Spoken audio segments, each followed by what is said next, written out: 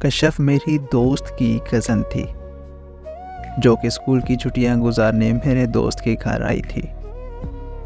دوستی کے کچھ ہی دنوں بعد کشف نے مجھے پرپوز کر دیا۔ مجھے بھی کشف اچھی لگتی تھی تو میں نے ہاں کر دی۔ ہماری زندگی کا وہ سب سے خوبصورت سال تھا۔ ہم نے بہت سارا وقت ساتھ میں گزارا۔ پھر چھٹیاں ختم ہونے پر کشف واپس اپنے گھر چلی گئی۔ اس کے چلے جانے کے بعد میں بہت اداس رہنے لگا۔ میں ہر وقت اسے یاد کرتا رہتا تھا۔ 1 سال تک میں نے اس کا انتظار کیا اور پھر چھٹیاں ہوتے ہی وہ دوبارہ آ گئی۔ پھر ہم میں خوب باتیں اور خوب ملاقاتیں ہوئیں۔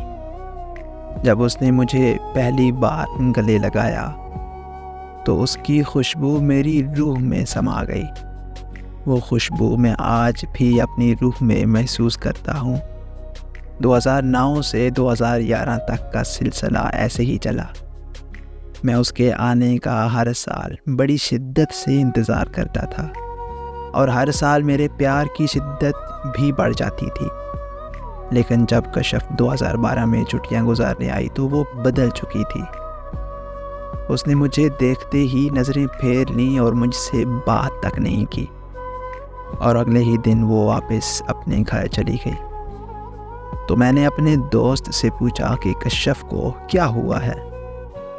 اس نے بتایا کہ کشف نے تمہیں چھوڑ دیا ہے۔ یہ سن کر میرے پاؤں تلے زمین نکل گئی۔ میں خاموش تھا مگر میرے آنسو بول رہے تھے۔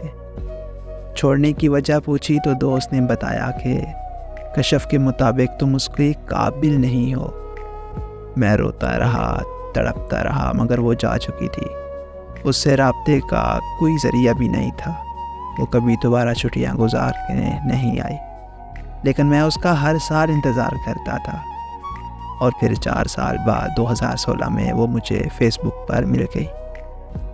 میں نے اسے فیس بک پر میسج کیا تو اس نے مجھ سے بات کرنے سے انکار کر دیا۔ میں نے اس سے پوچھا کہ میری غلطی کیا ہے، تو وہ کہنے لگی کہ غلطی تو بچپن میں مجھ سے ہوئی تھی۔ میں اس غلطی کو بھول چکی ہوں، سو تم بھی بھول جاؤ۔ میں نے اسے کہا کہ ایسے کیسے بھول جاؤں؟ اگر میں نے بھولنا ہوتا تو اب تک بھول چکا ہوتا، مگر تم میری یادوں سے، میرے خیالوں سے جاتی ہی نہیں ہو۔ میں آج بھی تم سے بہت پیار کرتا ہوں۔ تو اس نے یہ کہہ کر مجھے بلاک کر دیا کہ بہاڑ میں جائے تمہاری محبت۔ تب مجھ پر کیا گزری وہ میں جانتا ہوں یا میرا رب۔ پھر میں نے فیس بک کی ایک اور آئی ڈی سے اس کی بہت منتیں کیں کہ وہ بس مجھ سے بات کر لیا کرے، تو اس نے میری بات مان کر ہاں کر دی۔ مگر میرے میسج کرنے پر وہ آن لائن ہونے کے باوجود بھی کئی دن تک رپلائی نہیں کرتی تھی۔ مجھے بہت تکلیف ہوتی تھی مگر میں برداشت کر جاتا تھا۔ پھر ایک دن میں نے اسے دیکھنے کی خواہش کی تو وہ مان گئی۔ اس دن میں اس کے گھر کے باہر گھنٹوں تک تیز اور سرد بارش میں اس کا انتظار کرتا رہا۔ رات 11 بجے جا کر اس کا رپلائی آیا کہ میں نے تھوڑا غصے میں بات کی تو مجھ سے لڑائی کرنے لگی۔ کہنے لگی کہ مجھ سے ایسے بات کرنے والے تم ہوتے کون ہو؟ میں اس دن اپنی بے بسی پر بہت رویا تھا۔ 4 سال تک میں اس سے پیار کی بھیک مانگتا رہا۔ وہ مجھے بھیک بھی ترسا کر دیتی تھی۔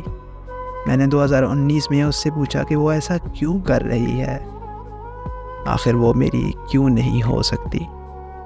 میرے پیار میں کیا کمی ہے؟ تو وہ کہنے لگی کہ تمہارے پیار میں نہیں بلکہ تم میں ہے، اور میں تمہاری کبھی نہیں ہو سکتی کیونکہ تم میرے لائق نہیں ہو۔ میں نے اس سے پوچھا کہ میں کیسے تمہارے لائق بن سکتا ہوں؟ تو اس نے کہا تم بس میری جان چھوڑ دو۔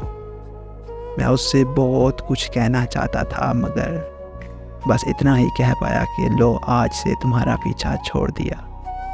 3 سال ہو گئے ہیں میں نے دوبارہ اس سے رابطہ نہیں کیا، مگر ایسا نہیں ہے میں نے اس سے پیار کرنا چھوڑ دیا ہے۔ میں آج بھی اسے شدت سے چاہتا ہوں اور اپنی آخری سانس تک اسے ہی چاہتا رہوں گا۔